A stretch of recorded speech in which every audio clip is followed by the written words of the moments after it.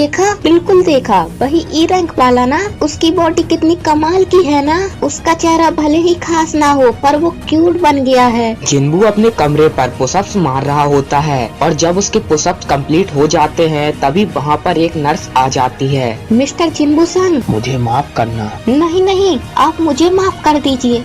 ये तो सच में बॉडी बिल्डर लग रहा है। क्या इसकी बॉडी हमेशा से इतनी ही अच्छी थी? क्या आपको मुझसे कोई काम था? ओह हाँ, आज के दिन आप डिस्चार्ज होने जा रहे हैं। कैसा लग रहा है आपको?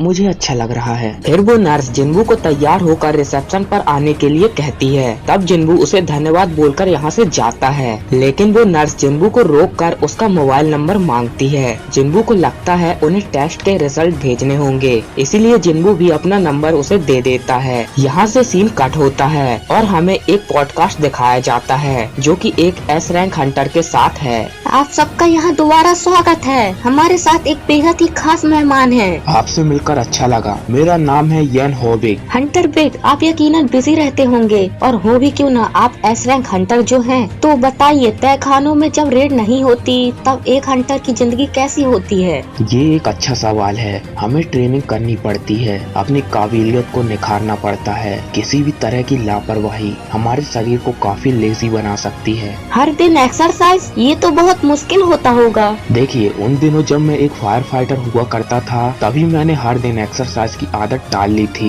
यहाँ पर जिना ये सब कुछ टीवी पर देख रही होती है। फिर वो टीवी बंद करके बाहर आती है और जिन्बू को आवाज लगाती है। गुड मॉर्निंग जिना।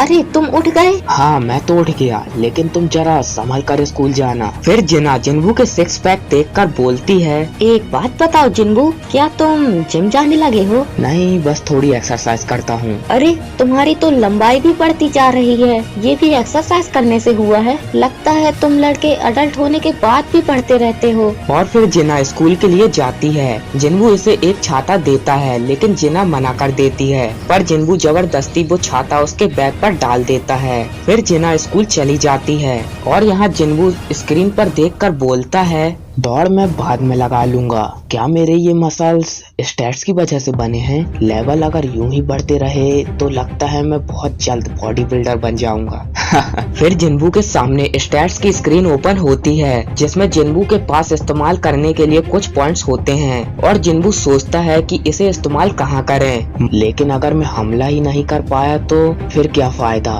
थोड़ी और फुर्ती चाहिए होगी, क्योंकि फुर्ती भी जरूरी है और पहले से अंदाजा लगाना भी। फिर जिन्बू अपने सारे पॉइंट्स स्टैट्स, फुर्ती और अक्लमंदी पर डाल देता है और तभी जिन्बू के पास एक कॉल आता है जो कि मकान मालिक का होता है। हाँ, तो फोन उठा ही लिया।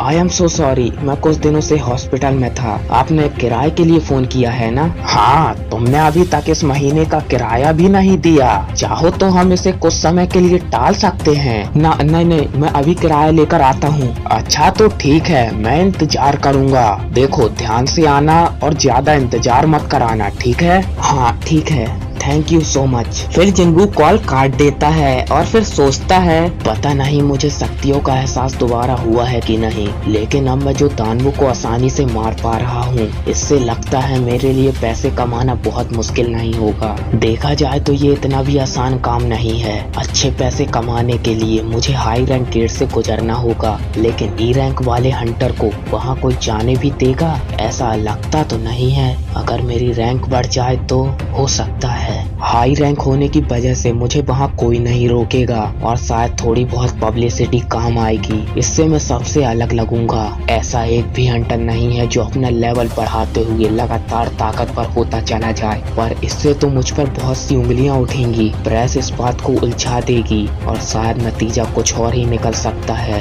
ये नहीं हो सकता जब तक मैं अपनी हिफाजत जब तक मैं अपनी हिफाजत करना ठीक से सीख नहीं लेता और इस ताकत को समझ नहीं जाता, तब तक तो बिल्कुल नहीं। फिर जिन्बू के पास एक मैसेज आता है जिसे देखकर जिन्बू एक जगह पर दौड़कर जाता है। दौड़ने की वजह से जिन्बू का रनिंग वाला मिशन भी कंप्लीट हो जाता है। तभी वहाँ पर कुछ हंटर्स आ जाते हैं। हेलो, मेरा नाम है डोंग स्यू और मैं हूँ जिन्बू संग। तुम ई रैंक के हो ना? जी हाँ। ओह, मैं इसको जानता हूँ। ये तो अपने काम की वजह से बहुत ही फेमस है। इसका निकनेम है इंसानियत का सबसे कमजोर हंटर। क्या किसी का नाम ये भी हो सकता है? बस भी करो। जिन्बू संग, तुम इनकी बातों का बुरा मत मानना, सच में मेरी ई रैंक ही है, इससे कोई परेशानी तो नहीं है? ऐसा कुछ भी नहीं है, हमें बस हमारी टीम को पूरा करने के लिए एक मेंबर चाहिए। वैसे तो मैंने तुम्हें फोन पर सब कुछ बता ही दिया था, पर फिर भी दोहरा देता हूँ, ये एक सी रैंक का तहखाना होगा।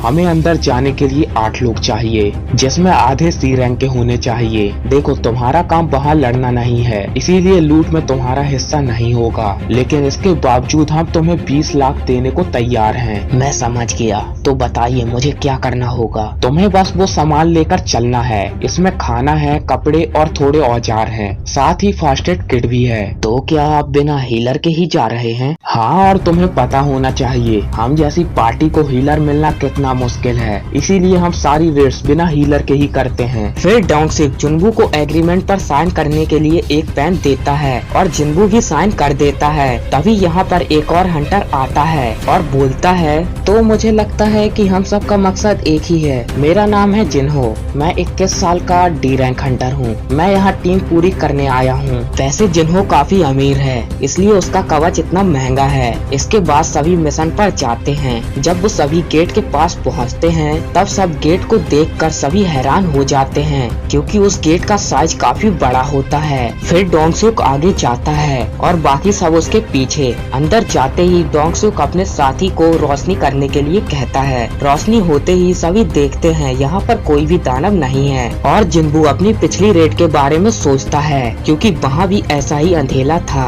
और सभी आगे जाने लगते हैं। तब जिन्हो जिन्बू से पूछता है, जिन्बू ये बताओ चमकीले स्टोन क्या होते हैं? ओह, ये वो स्टोन होते हैं जो तहखानों में पाए जाते हैं और जिनसे हल्की हल्की रोशनी निकलती है। ये दीवारों और जमीन में पाए जाते हैं और इन्हीं की वजह से तहखानों में रोशनी रहती है। ओह अच्छा, तो ऐसा स्टोन जो किसी मायावी दानव से मिलते हैं, माना स्टोन जो तहखानों की खुदाई से मिलते हैं, और चमकीले स्टोन जो तहखानों को अंदर से रोशनी करते हैं, इन्हें पहचानना तो काफी मुश्किल है। तुम भी पहचानना सीख जाओगे। यहाँ तक आ तो गए, लेकिन कुछ दिखाई नहीं दे रहा है। तो जिन्हों क्या मायावी दानव के बिना भी तहखाने होते हैं? वो आवाज वो यहीं पर हैं। बेशक वो अभी तक हमारे सामने नहीं आए। ये अंधेरी जगह पर रहने वाले और रोशनी की तरफ बढ़ने वाले जीव होंगे। फिर जिन्बू चिल्लाकर बोलता है, ये दानव कीड़े जैसे होंगे। जिसे सुनकर सभी अलग अलग बातें करने लगते हैं और डर जाते हैं। ऊपर देखो। और तभी ऊपर से बहुत सारे कीड़े नीचे आते हैं, जिन्हें सभी हंटर मिलकर मारने लगते हैं। और डोंगसुक अपनी भड़काने वाली ताकत का इस्तेमाल करता है, जिसकी वजह से वो सारे कीड़े उसी की तरफ जाते हैं और वो आसानी से उसे मारने लगता है। इन सभी का तालमेल अच्छा होने की वजह से वो जल्द सभी कीड़ों को खत्म कर देते हैं। फिर डोंगसुक एसन स्टोन कलेक्ट करके 7 हिस्सों में बांटने के लिए कहता है और बाकी सब एसन स्टोन कलेक्ट करने लगते हैं। तब डोंगसुक जिन्बू से कहता है, तुमने वाकई बहुत अच्छा काम किया है। तुमने वक्त में बताया ना होता तो ये मेरा फर्ज था। पर तुम्हें कैसे पता चला कि वो ऊपर से आने वाले हैं? मुझे अंदाजा हुआ। चलो जो भी हो,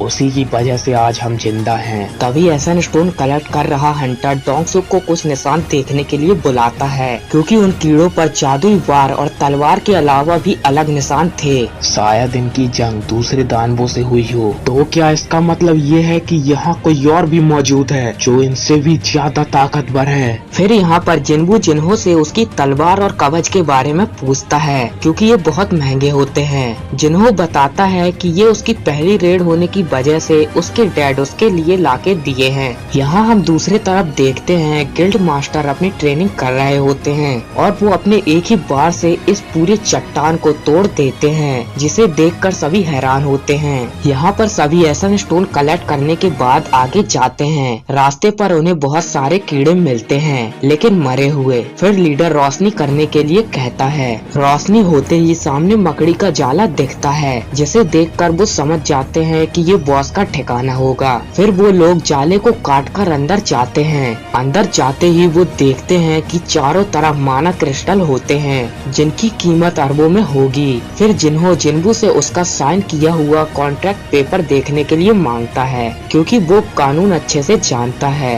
और कॉन्ट्रैक्ट देखने के बाद जिन्हो डोंगसुक के पास जाकर पूछता है, ये मेरे हाथ में जिन्बू का कॉन्ट्रैक्ट है ना? इसमें साफ लिखा है कि जीत का इनाम इसे नहीं मिलेगा क्योंकि माना क्रिस्टल खुदाई से मिलते हैं ना कि तानबो से। तो क्या इस खजाने के 8 बराबर हिस्से नहीं होने चाहिए? बिल्कुल सही कहा, हम इस माना क्रिस्टल को 8 बराबर हिस्सों में ही बांटेंगे, लेकिन इससे पहले हमें इस मुसीबत से निपटना होगा। फिर सभी इस तहखाने के बॉस को देखते हैं क्योंकि बॉस के मरने से गुफा का दरवाजा बंद हो जाएगा, इसलिए वो सब इस बॉस को बिना डिस्टर्ब किए माना क्रिस्टल को निकालने की सोचते हैं। फिर वो पांचों को सामान लेने के लिए बाहर जाते हैं, लेकिन जिन्हो उसे रोकता है, पर डोंगसुक उन्हें खुद पर भरोसा करने के लिए कहकर बाहर चला जाता है। और बाहर जाते ही डोंगसुक अपने साथी को बाहर निकलने का रास्ता बंद करने को कहता है और वो अपनी शक्ति से रास्ता बंद कर देता है, जिससे एक धमाका होता है और उस धमाके की वजह से गुफा का राजा जाग जाता है। तुम यहाँ से भाग जाओ जिन्बू, मैं इसे संभालता हूँ। जरूरत पड़ी तो हम यहाँ से निकल जाएंगे। मिस्टर डोंगसुक ने भी यही सोचा होगा। एक सी रैंक बॉस और एक ही रैंक हंटर, ये लेवल तो वाकई बहुत अलग है, बहुत ही ज्यादा अलग। इसका सामना करना आसान नहीं होगा। जिन्हो हिलना मत, इससे मैं लड़ूंगा। लेकिन तुम अकेले कैसे? फिर जिन्बू इन्वेंट्री से अपने हाथ पर तलवार लाता है और इस मकड़ी से लड़ने के लिए तैयार हो जाता